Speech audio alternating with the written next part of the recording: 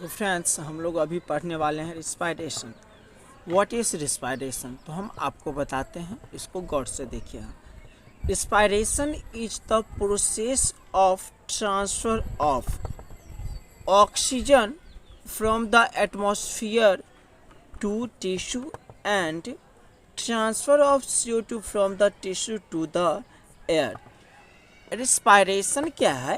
Process है। Process बोले तो प्रक्रिया है या फिर गतिविधि है जिसमें ऑक्सीजन फ्रॉम द एटमॉस्फेयर, यानी कि हमारे वातावरण से जो ऑक्सीजन रहता है उसे हमारे टिश्यू में लाया जाता है। कहाँ पे लाया जाता है? हमारे टिश्यू में। टिश्यू बोले तो बॉडी के अंदर में लाया जाता है। और ट्रांसफ़र ऑफ CO2, और फिर इसमें हम लोग क्या करते हैं, CO2 को ट्रांसफ़र कर देते हैं from the tissue to the air. अब क्या करते हैं, टिश्यू से एयर के और हम ट्रांसफ़र कर देते हैं CO2 का। तो देखिए, बॉडी के अंदर में अगर इंटर करना हो तो क्या करेंगे, ऑक्सीजन को, O2 को। अगर शरीर से बाहर करना हो तो उससे हम किसे करेंगे, CO2 को करेंगे। और इसी प्रक्रिया को हम लोग रिस्पायरेशन कह देते हैं। इसी प्रक्रिया को हम क्या बोल देते हैं, रिस्पायरेशन बोल देते हैं। सिंपल भाषा में आप लोग सांस लेते हैं और छोड़ते हैं। सांस जब हम लोग ग्रहण करते हैं, हमारे शरीर में जब वायु जाती है तो उस समय हम लोग ऑक्सीजन के मात्रा को, हमारा जो मकसद होता है वो होता है कि हम ऑक्सीजन के मात्रा को ग्रहण करें। और जब हम लोग सांस छोड़ते हैं तो हम लोग कहते हैं कि सांस को छोड़ रहे हैं, लेकिन वहाँ पे हमारा मकसद CO2 के साथ और भी जो अवशिष्ट पदार्थ होते हैं और जो वायु के मात्रा में पाए जाते हैं उसे हम लोग बाहर छोड़ते हैं। तो इस प्रक्रिया को, ऑक्सीजन को शरीर में ग्रहण करने और CO2 को छोड़ने की जो प्रक्रिया होगा उससे हम लोग रिस्पायरेशन कह देते हैं। अगर हम बात करें टाइप्स ऑफ रिस्पायरेशन के, तो ये दो प्रकार के होते हैं। एक होगा एक्सटर्नल और दूसरा जो होगा वो होगा आपका internal. External and internal.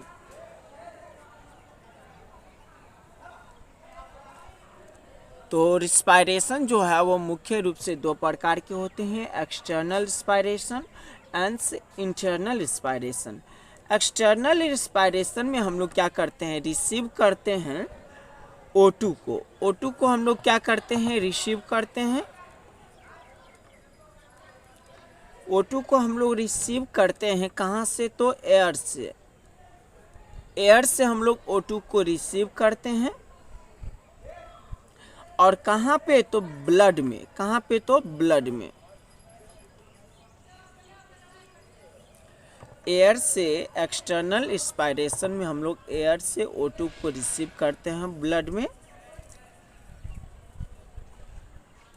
And और क्या करते हैं, तो CO2 को, और हम लोग CO2 को रिमूव कर देते हैं। CO2 को रिमूव कर देते हैं कहाँ से, तो ये भी हम लोग ब्लड से ही करते हैं। कहाँ से करते हैं, तो ब्लड से करते हैं। तो सिंपल सा बात याद रखेंगे, एक्सटर्नल रिस्पायरेशन में O2 एयर से या फिर हवा से हम लोग ऑक्सीजन को ग्रहण करते हैं, ब्लड में ले जाते हैं, तथा कार्बन डाइऑक्साइड जो हमारे शरीर में बन जाते हैं ब्लड में, उसे हम लोग शरीर से बाहर निकाल देते हैं। इस पूरी प्रक्रिया को हम लोग एक्सटर्नल रिस्पायरेशन के नाम से जानते हैं। इसे आप ऐसे लिख सकते हैं, एक्सटर्नल रिस्पायरेशन में receiving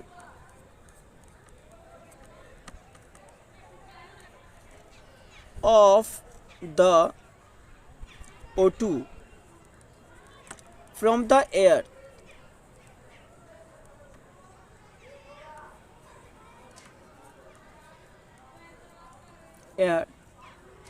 into the blood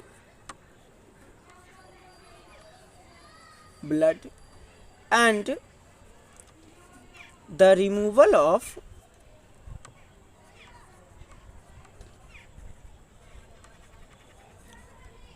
of CO2 from the blood into the air। अब इससे हम लोग एक बार अच्छा से पढ़ लेते हैं। एक्सटर्नल रिस्पायरेशन में रिसीविंग ऑफ O2 हम लोग रिसीव करते यानी कि ग्रहित करते हैं। कहाँ से? तो फ्रॉम द एयर, एयर से हम लोग ऑक्सीजन को, हवा से हम लोग ऑक्सीजन को ग्रहण करते हैं। कहाँ पे? तो रक्त में। एंड रिमूवल ऑफ CO2 और हमारे शरीर से CO2 को रिमूव कर देते हैं फ्रॉम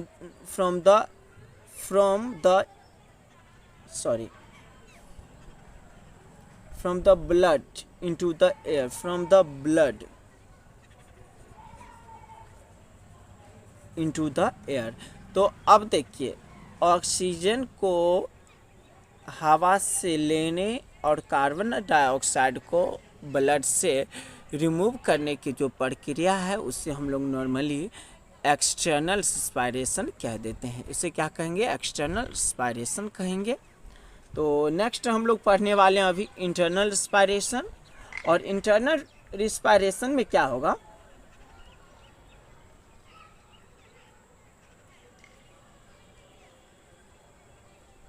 तो हम लोग अभी इंटरनल रिस्पायरेशन को देखेंगे। तो अब हम लोग पढ़ने वाले हैं इंटरनल रिस्पायरेशन के।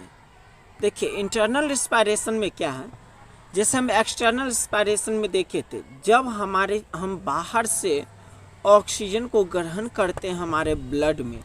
कहाँ पे? तो ब्लड में।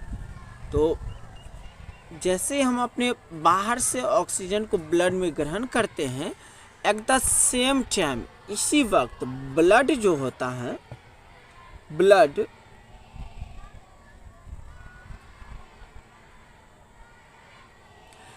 इसे टिश्यू के पास भेजता है।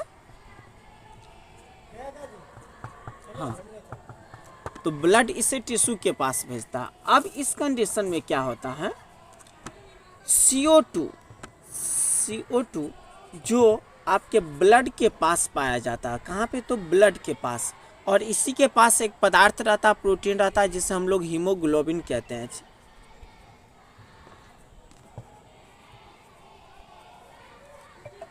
उसी टाइम, जिस टाइम हम लोग ब्लड से ऑक्सीजन को ग्रहण करते हैं, ऑक्सीजन को ब्लड में देते हैं, वहाँ से टिश्यू में जाता है। इसी समय ब्लड के पास जो हीमोग्लोबिन नाम का प्रोटीन पाया जाता है, ये हीमोग्लोबिन प्रोटीन CO2 को उत्पन्न कर देता है। CO2 को उत्पन्न कर देता है। किसको उत्पन्न कर देता है? CO2 को। किसके द्वारा? तो वॉल ऑफ कैपिलरी के द्वारा। वॉल ऑफ कैपिलरी के द्वारा।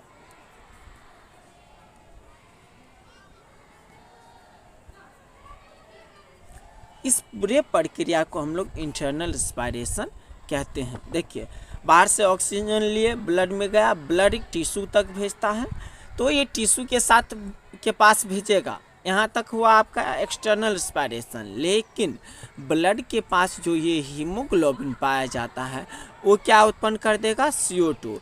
किसके द्वारा? तो वॉल ऑफ कैपिलरी के द्वारा। इस प्रक्रिया को, ये जो यहाँ से लेकर के यहाँ तक की जो प्रक्रिया है, इसे हम लोग इंटरनल रिस्पायरेशन के नाम से जानते हैं। इसे हम लोग क्या कहते हैं?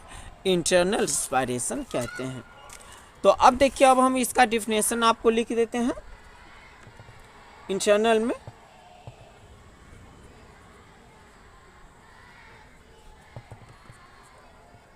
The O2 is transferred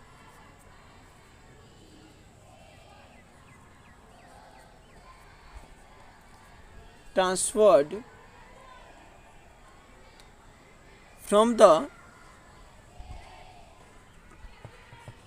blood to the tissue.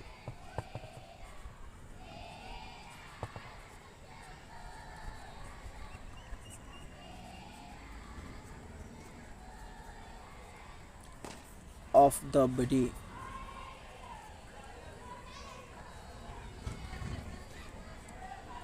Which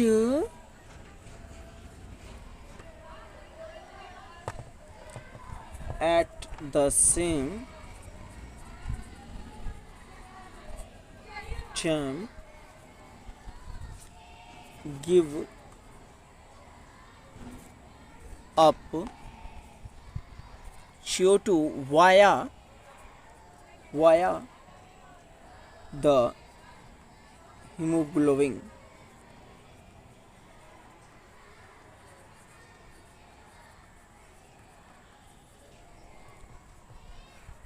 In the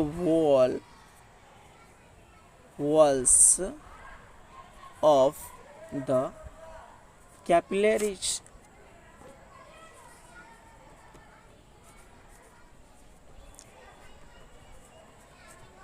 तो अब इसको एक बार थोड़ा सा अच्छा स्पष्ट में देख लीजिए, थोड़ा सा शाम टाइम है इसलिए शायद नहीं आ रहा था, बट अब अच्छा आ रहा। The O2 is transferred from the blood to the tissue. O2 जो जैसे ट्रांसफ़र किया जाता है ब्लड से टिश्यू के पास, ऑफ द बॉडी के ब्लड के टिश्यू के पास, उसी समय एट द सेम टाइम हमारा जो टिश्यू होता, ब्लड जो होता है वो CO2 देता है हीमोग्लोबिन के साथ मिलकर के। किसके साथ मिलकर के? हीमोग्लोबिन के साथ मिलकर के। और कहाँ पे? तो वॉल ऑफ द कैपिलरी में। इस पूरे प्रक्रिया को हम लोग इंटरनल रेस्पिरेशन कह देते हैं।